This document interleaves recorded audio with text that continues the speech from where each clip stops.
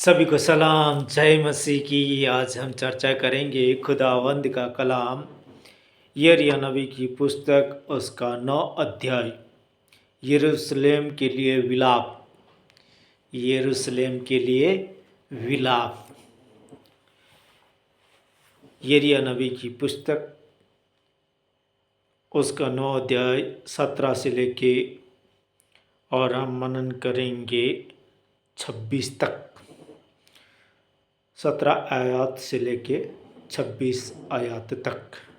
यिर्मयाह नबी की पुस्तक, उसका 9 अध्याय 17 से लेके 26 आयत तक हम चर्चा करेंगे। ये आपको पेज नंबर 900 पे मिलेगा। खुदावंद का कलाम, यिर्मयाह नबी की पुस्तक, उसका 9 अध्याय 17 से लेके 26 आयत तक। यहाँ पर ऐसा लिखा हुआ है कि कोई मनुष्य किसी भी चीज़ के ऊपर घमंड बिल्कुल भी ना करे। घमंड बिल्कुल भी ना करे। ना अपनी ताकत पे घमंड करना है और ना ही अपनी बुद्धि पे घमंड करना है कि मैं बुद्धिमान हूँ, मैं चतुर हूँ, और ना ही अपनी वीरता पे। सेनाओं का यहोवा यूँ कहता है, सोचो और विलाप करने वालियों को बुलाओ और बुद्धिमान स्त्रियों को बुलावा भेजो। वे फुर्ती करके हम लोगों के लिए शोक का गीत गाए। हमारी आँखों से आंसू बह चले और हमारी पलकें जल बहाए। सिय्योन से शोक का ये गीत सुनाई पड़ता है, हम कैसे नष्ट हो गए, हम क्यों लज्जा में पड़ गए हैं। क्योंकि हमको अपना देश छोड़ना पड़ा और हमारे घर गिरा दिए गए हैं। आज प्रेजेंट स्थिति में जो इजराइल और हमास लड़ रहे हैं, रूस और यूक्रेन लड़ रहे हैं, और वहाँ पर जो स्थिति है वो देखी नहीं जाती है। छोटे छोटे बच्चे अनाथ हो जाते हैं, उनके माँ बाप मर जाते हैं बम ब्लास्ट में, और इतना ज़्यादा अभी माहौल ख़राब होकर रखा है। हमास और जो इजराइल लड़ रहा है और उधर यूक्रेन और रूस लड़ रहा है। आज वहाँ पर ये खुदा का कलाम पूरा हो रहा है कि जो पुलिया काटने वाला, जो पीछे पुलिया रखता है काट काट के, वैसे ही एक इंसान के पीछे एक इंसान पड़ा होगा और उठाने वाला कोई नहीं है। खाद के समान, खाद के समान। यहाँ देखो ऐसे लिखा है, सिय्योन से शोक का ये गीत सुनाई पड़ता है, हम कैसे नष्ट हो गए, हम क्यों लज्जा में पड़ गए। क्योंकि हमको अपना देश छोड़ना पड़ा और हमारे घर गिरा दिए गए हैं। घर अभी गिराए जा रहे हैं। इसलिए हे स्त्रियों, यहोवा का ये वचन सुनो और उसकी ये आज्ञा मानो। तुम अपनी अपनी बेटियों को शोक का गीत और अपनी अपनी पड़ोसिनों को विलाप का गीत सिखाओ। विलाप का गीत सिखाने का मतलब क्या है?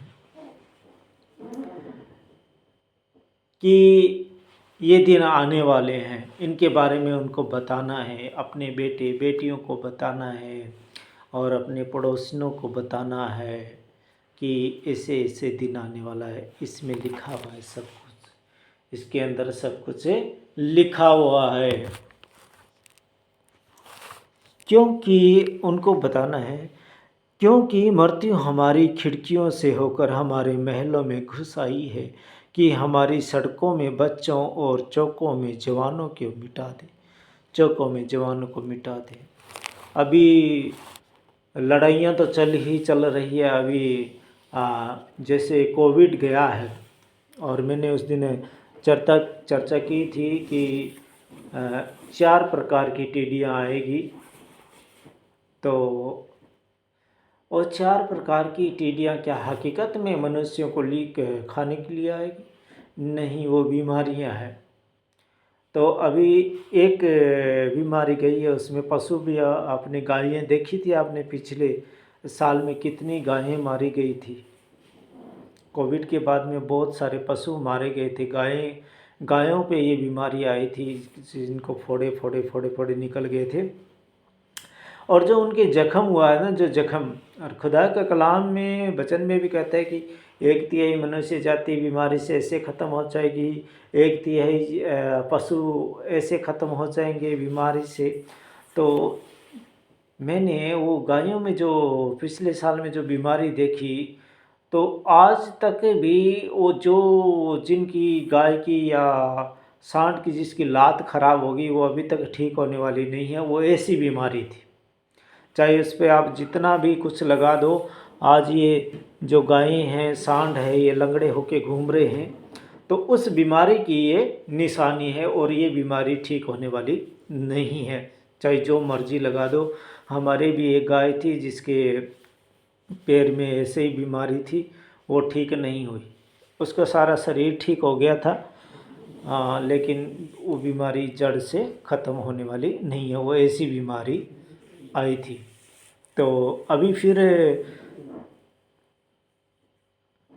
ताज़ा हालात ये बने हुए 2025 में कि फिर से चाइना में एक ऐसा वो निकल गया वायरस, जिसकी वजह से भी फिर से प्रॉब्लम आने वाली है। तो कहीं ना कहीं हालात है जो ख़राब होते जा रहे हैं, दिन प्रतिदिन ख़राब हालात होते जा रहे हैं। मतलब कहीं ना कहीं संकट की घड़ियाँ फिर से लहराने के लिए आ चुकी है। तो यहाँ पर भी ऐसा लिखा गया है, क्योंकि मृत्यु हमारी खिड़कियों से होकर हमारे महलों में घुस आई है, कि हमारी सड़कों में बच्चों को और चौकों में जवानों को मिटा दे। 22 में ऐसा लिखा है कि तू कहे, यहोवा यो कहता है, मनुष्यों के सब ऐसे पड़े रहेंगे जैसे खाद खेत के ऊपर और पुलियाँ काटने वाले के पीछे पड़ी रहती है, और उनका कोई उठाने वाला न होगा। तौबा करो, खुदाबंद से दुआ करते रहो। जो आप वर्तमान स्थिति में सोचो कि जब खुदाबंद प्रभु यीशु मसीह आपने जब वो पकड़ाए जाने वाला था, तो वो जैतून के पहाड़ के ऊपर जाता था, ढेला फेंकने की दूरी पे जाता था, और वो दुआ करता था खुदाबंद से। और फिर आके चेलों को सोते हुए पाया, तो चेलों से खुदावंद प्रभु यीशु मसीह ने कहा कि मत सोओ, कि तुम परीक्षा में ना पड़ो। तो यहाँ पर भी ऐसे लिखा हुआ है, हमें दुआ करनी है, हमें प्रार्थना करनी है, हमें जितनी हो सके इसको पढ़ना है, खुदावंद के कलाम को गहराई से हमें पढ़ना है। क्योंकि मृत्यु ऐसी आ चुकी है कि हमें पता ही नहीं चलता, एक सेकंड में चला जाता है इंसान। तो हमें सोचने के लिए बिल्कुल भी समय नहीं है कि हम ये काम करेंगे, हम वो काम करेंगे, हम यहाँ पे घर बना लेते हैं, हम यहाँ पे ज़मीन खरीद लेते हैं, जबकि हम खुदा को भूल के बैठे हैं। और 22 आयत ये कहती है कि तू अपने यहोवा को तू कहे, यहोवा यो कहता है, मनुष्य के सब ऐसे पड़े रहेंगे जैसे खाद खेत के ऊपर और पुलियाँ काटने वाले के पीछे पड़ी रहती है, और उनका कोई उठाने वाला न होगा।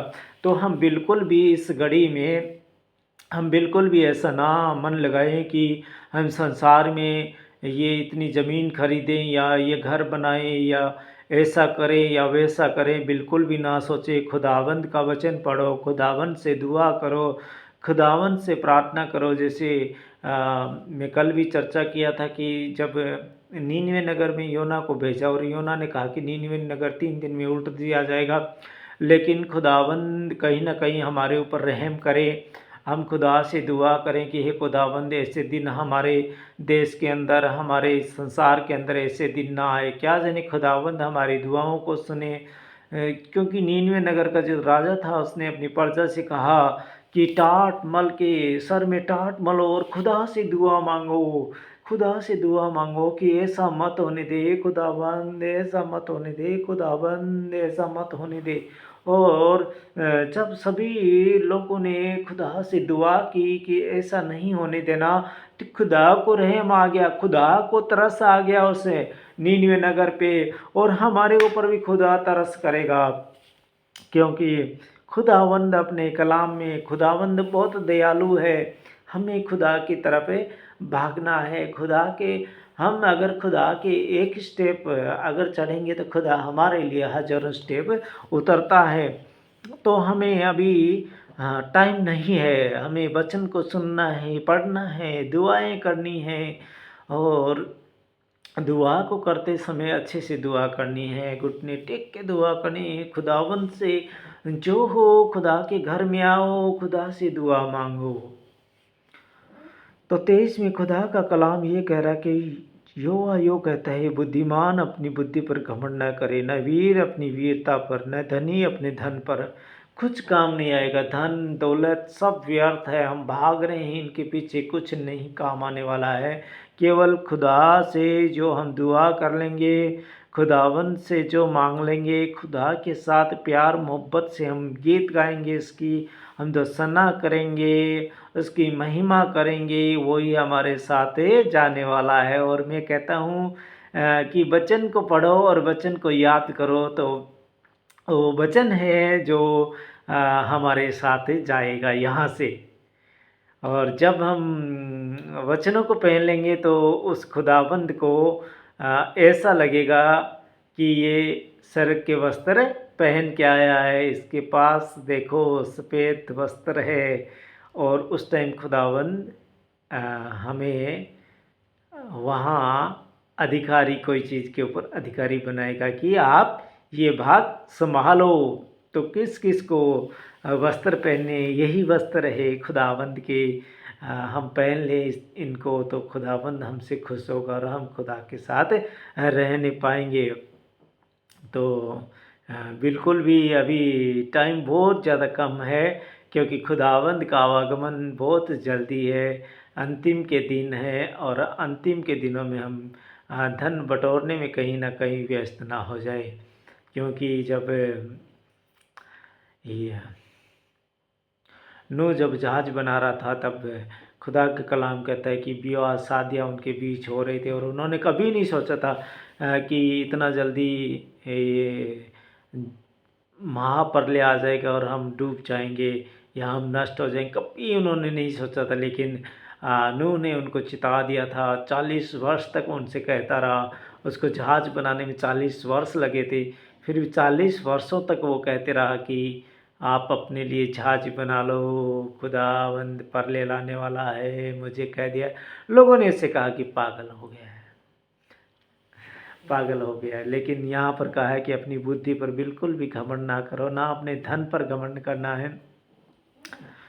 आज आप देखिए कि हम एक कंगाल जो हमसे अगर 10 रुपया मांगने के लिए कहता है तो हम नहीं दे पाते, और हम हज़ारों रुपये से आज देखो गुड्डे उड़ाने में या जब पटाखे इन चीज़ों में व्यस्त कर देते हैं। और जब कोई हमारे से 10 रुपीज़ कोई मांग लेना कि 10 रुपया दे दो, तो हम नहीं दे पाते हैं। तो कहीं ना कहीं हमारे में अंदर खूबियाँ ऐसी है कि हम अपनी बुद्धि का इस्तेमाल करते हैं। तो यहाँ पर लिखा गया है कि बुद्धि पे घमंड नहीं न करे, न वीर अपनी वीरता पर, न धनी अपने धन पर घमंड करे, परंतु जो घमंड करे वह इसी बात पर घमंड करे कि वह मुझे जानता है और समझता है कि मैं ही वह यहोवा हूँ जो पृथ्वी पर करुणा, न्याय और धर्म के काम करता है, क्योंकि मैं इन्हीं बातों से प्रसन्न रहता हूँ। तो हमें खुदा की हजूरी महसूस करनी है और हमें ये सोचते रहना है कि यहोवा ही परमेश्वर, सब कुछ इस पृथ्वी का मालिक, सृष्टिकर्ता वही है, वही हमें सब कुछ करेगा। और हम उसी से दुआ प्रार्थना मांगते रहें। देखो यहोवा की वाणी है कि ऐसे दिन आने वाले हैं जिनका खतना हुआ हो, उनको खतना रहितों के समान दंड दूंगा, अर्थात मिस्रियों, यहूदियों, एदोमियों, अमोनियों, मोआबियों को और उन रेगिस्तान के निवासियों को जो अपने गाल के बालों को मुड़ा डालते हैं, क्योंकि वे सब जातियां तो खतना रहित है और इज़राइल का सारा घराना भी मन में खतना रहित है, मन में खतना रहित है, बल्कि खतना हुआ नहीं है। तो खुदावंद हमें यहाँ पर आने वाले प्रकोप से भागने के लिए कह रहा है। और भागना कैसे है कि हमें खुदावंद को याद करना है कि हे सृष्टिकर्ता, हे परमेश्वर, तू हमें जानता है, तू हमारे साथ क्या करने वाला है, तेरे पे हमारा भरोसा है, तू हमें बचाया, तू बचाएगा।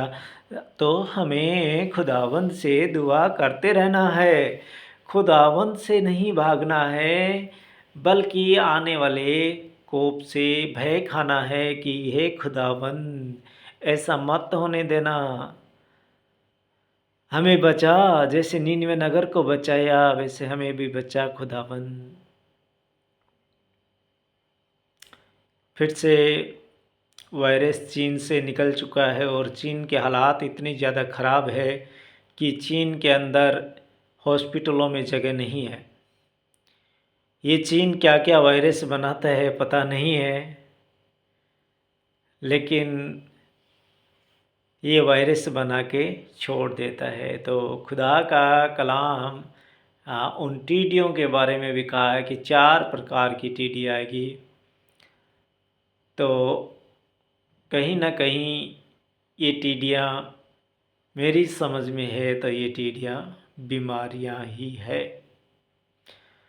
तो हमें इनसे बचना है।